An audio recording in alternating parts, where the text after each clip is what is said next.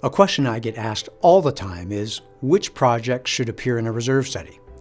Fortunately, there's a National Reserve Study Standards 4-part test that acts as an effective sifting tool. It identifies which projects should and should not appear in your reserve plan. Follow along as Reserve Specialist Shawn Anderson takes us on a virtual tour of a number of associations while demonstrating how this 4-part test is applied to both simple and complex components. And welcome everyone to my office here in beautiful San Juan Capistrano, California. This is the week that the Swallows return to Capistrano, so it's a very special time here. It's great to have you join me here. To introduce this section, I want to show you a typical set of reserve expenses through the years. This is like a fingerprint. Every property's reserve expense map is going to be a little different. Reserve expenses are typically thousands, tens of thousands, or hundreds of thousands of dollars scattered out over the years in an irregular pattern. By their size, they make operating expenses like management, insurance, landscaping, or utilities look small by comparison. Remember that you are the decision maker in your association. You create the future with all the decisions you make, whether it's at budget time or all the spending decisions you make throughout the year. Having an accurate component list gives you and your association an advantage over other associations who don't plan ahead. So let's set up for your success and let other associations be the ones that struggle through special assessments and lagging property values. This webinar is part of our annual reserve study curriculum, helping boards and managers care for their properties. We presented Reserve Study Basics, where we give a big picture summary of what a reserve study is and how it is used back in February. In Reserve Studies 101, we're here to focus on the component list. Coming up in April, we'll present Reserve Studies 102, where we introduce the whole financial side of reserve studies. And in May, we'll present Reserve Studies 103, where we'll spend the entire time talking about the funding plan that pays for all the components that we'll talk about today. Everything I discussed today is based on National Reserve Study Standards, and these were first published back in 1998. This means that these are industry-wide concepts that you'll be able to use to be a more effective leader at this property or at your next property, and they'll be useful no matter what reserve study provider you use. If you're taking notes, as a heads up, this is the key concept for today's program. The 4-part test that identifies which projects are appropriate for funding through reserves and which ones are not. It's found in National Reserve Study Standards. We always refer to the 4-part test. To be included in the reserve component list, a project needs to pass all 4 parts of the 4-part test. It needs to be common area maintenance responsibility, not private property or owned or maintained by another entity. It needs to have a limited useful life, not be something that's expected to effectively last forever. It needs to have a predictable remaining useful life. If you can't anticipate when it's going to be replaced, if you can't put a year on it, then by definition, it's unpredictable and you can't plan for it in the reserve budget. Finally, the project needs to be above a minimum cost threshold of significance. In other words, it needs to be more expensive than what could easily be absorbed in the ongoing operational budget. That threshold is often in the range of about 0.5% to 1% of an association's annual budget. Remember, if it doesn't pass all 4 elements of this 4-part test, it shouldn't be funded through reserves. With this test, your reserve funds will provide for common area repair or replacements, the ones with a useful life, predictable remaining useful life, and above that minimum cost threshold. Remember that there is no industry master list. There's no list proprietary to any reserve study company. If you're trying to follow a list, you're always going to miss something. The 4-part test effectively helps find the right projects that should be funded through reserves at your association. Like Robert said earlier, this 4-part test will identify your upcoming projects so you can prepare for them and not be surprised. This simple 4-part test applies to all associations. It applies for nice new townhomes. It applies for high-rise associations, older associations, and it even applies for exotic associations and resort associations. When we're out performing our site inspections, it's easy to see deterioration is inevitable and you can't stop it. You'll see it anywhere that it hasn't actively been fought. Fortunately, reserve projects are very predictable. Those projects are identified in the reserve component list, which gives you, as the board, management, and homeowners, years to prepare for these big expenses. Join me for a few moments here. I'll take you on an imaginary walk around a few associations to practice applying the 4-part test. Hopefully, you'll get an idea of how this works for your particular association. For each example, practice using the 4-part test. That's what we do as we walk through communities. We're constantly applying the 4-part test. Is the asset common area maintenance responsibility with a limited life, with a predictable remaining useful life, and above the cost threshold of significance? At this association, the governing documents say air conditioning condensers are private property. So since they are not common area, they fail test number 1 and shouldn't appear in your reserve component list. This association has concrete underground parking. It's protected by the building and waterproofing. The structural element is expected to last practically forever. So because it doesn't have a limited useful life, it fails test number 2 and shouldn't appear in the reserve component list. Now, in that same garage floor, there's a sump pump. This is a common area component that pumps water up from a catch pit at the low point in the garage and pumps it to the street level drains. Nobody that I met during my inspection had ever heard it run, but the garage has never been flooded, so it must be working. The building engineer said it's never been replaced in the 10 years that he's been working there. So a pump like this typically has a useful life of about 10 to 15 years. Therefore, the association should be ready to replace it at any time. So we'll set the remaining useful life at 0.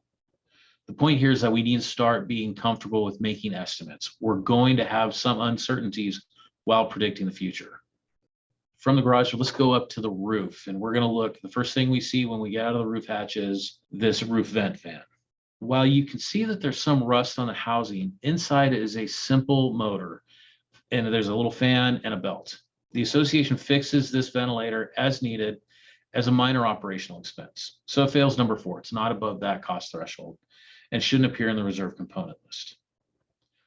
Okay, now that you see how the 4-part test works on a few easy components, let's take it up a notch and show you how it works in tougher situations.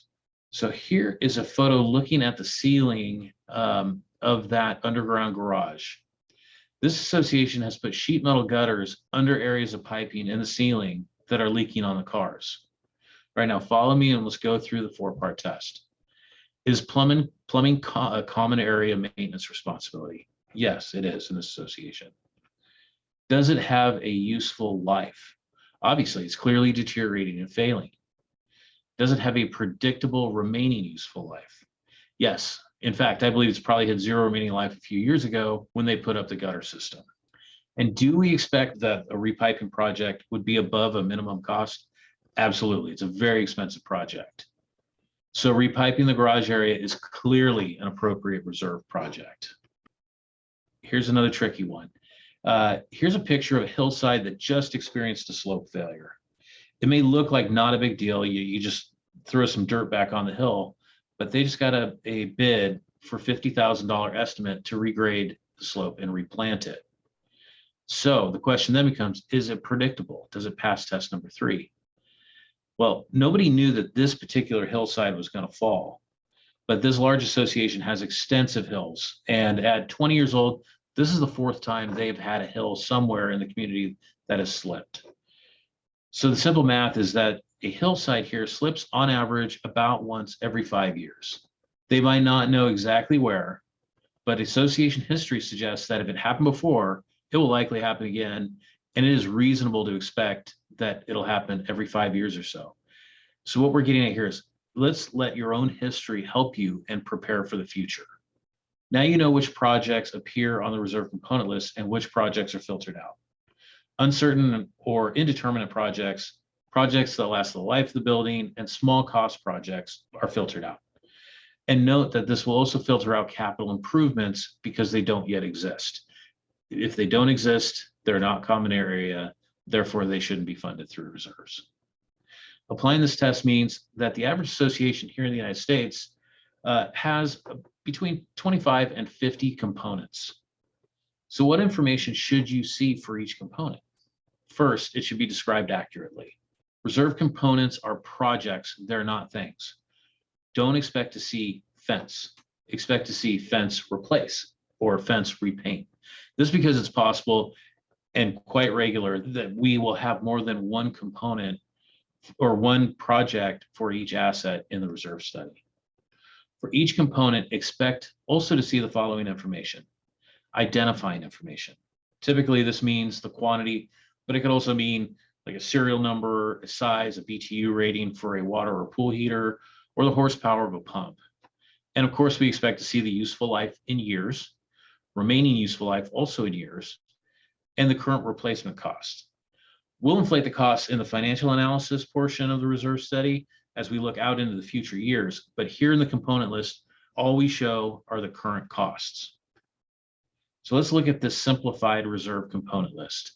This one has the quantity field eliminated for space. You can see a clear description of the project, like seal and resurface for the 2 asphalt projects, and values for useful life, abbreviated as useful life, remaining life, abbreviated as remaining use, or RUL, and the project's current replacement cost. The useful life tells you how often the project occurs, and the remaining useful life tells you when it's going to occur next, like the pool furniture needing to be replaced this year. And the cost is the current all-inclusive total cost for performing the project. So it should include shipping, permits, installation, things like that. You can imagine that a reserve component list for a small association will look different than a similar list for a large association, because a component like a pool heater, that would be a significant expense for a small association, may just be an operational expense for a large one. So this is the plan for your property's future.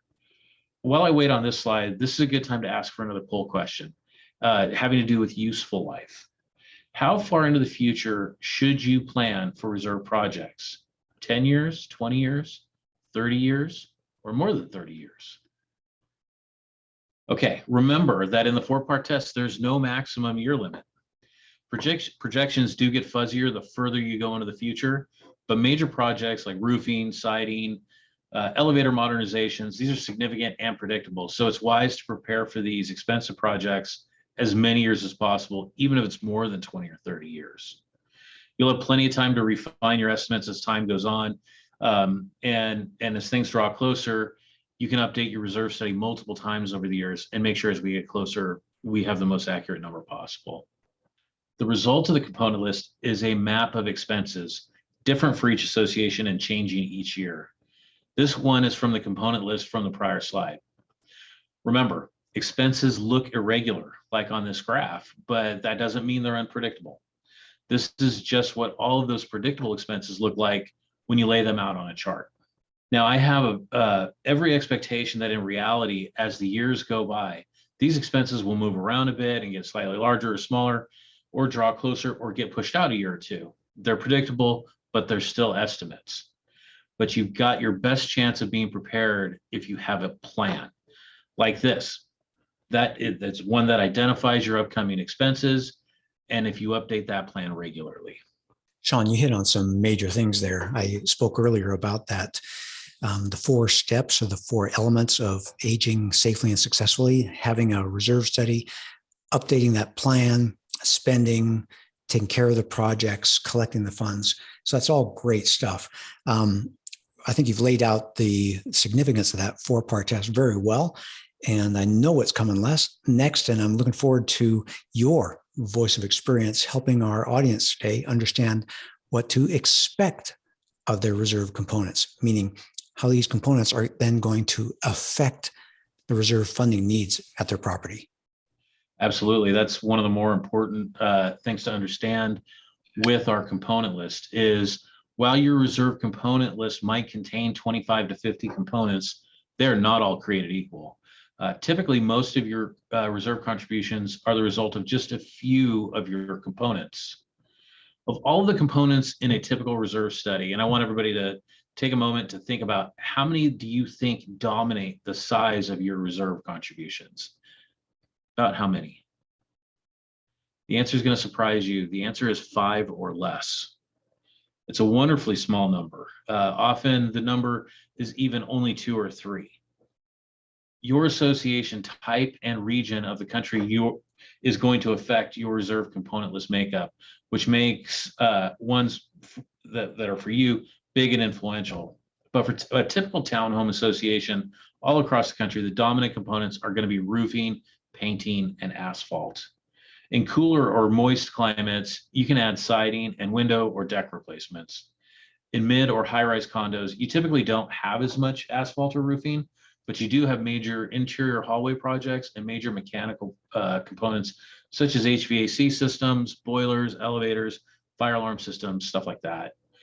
In HOAs and planned developments, it's usually the roadway system and recreational components that are most significant. And here's the pro tip to take away from it, to learn how to be able to identify the most influential ones from the others. The secret is don't look at the largest cost, even though that's human nature. What really matters is the cost per year. So for instance, a $100,000 project is clearly more expensive than a $50,000 project. But if it's a $100,000 roof project that only happens every 20 years, and the $50,000 project is a repainting project that happens every 5 years, the paint project is more influential because it requires more reserve contributions per year, twice as much. So don't always think that simply the largest cost in your reserve component list means they're the most influential components. Oftentimes they're not. I mentioned a time or two that this is a business of estimating or projecting the future based on what we know today. And that's the key. As time goes by, we can refine our estimates. Most of you probably know there are 3 reserve study types or 3 levels of service. Most associations only need a full reserve study once, where the assets are measured, quantified, and counted. Best practice, most recently published in CAI's Condo Safety Report in October of last year, is to do a with-site visit update every 3rd year. And to help you catch up on the changes due to unstable inflation or projects that didn't occur exactly as planned, there is the expensive no-site visit updates that you can do in the years in between. But component selection, the choice of which components will help you to plan ahead for a safe and successful future of your association, still boils down to that 4-part test. In addition to helping you select the components, it helps you know which expenses to not include for reserve funding, like insurance deductibles. Do you know why? And we do know why, because they don't occur on a predictable basis. They fail test number 3. Those are true surprises, which is why every association needs a little extra cash margin laying around. And with National Reserve Study standards, there is no confusion about taxation issues. Prepare your taxes according to IRS standards and prepare your reserves according to National Reserve Study standards. With no maximum useful life limit, you can fund some long life projects like seawalls or some long cycle building maintenance projects through reserves. You can have multiple projects or components for one asset if your buildings were built at different times. You can have reserve components for partial replacements of huge systems like sidewalks or perimeter fencing. You can have a reserve component for building structural inspections, like the ones we have here in California's balcony inspections, or a boiler inspection, or fire sprinkler testing. Any of those once every few years professional expenses, or just major scheduled maintenance, so that you have funds for your most expensive components and that they reach a nice, long, useful life. It's all so you can see and prepare for the future, minimizing expensive surprises at your association. At Association Reserves, we make the present less stressful and the future more secure. If you want to join us in this mission, please like this video and subscribe to our channel. Leave a comment down below on what you'd like to see us address in a future video. Let's plan for your best future.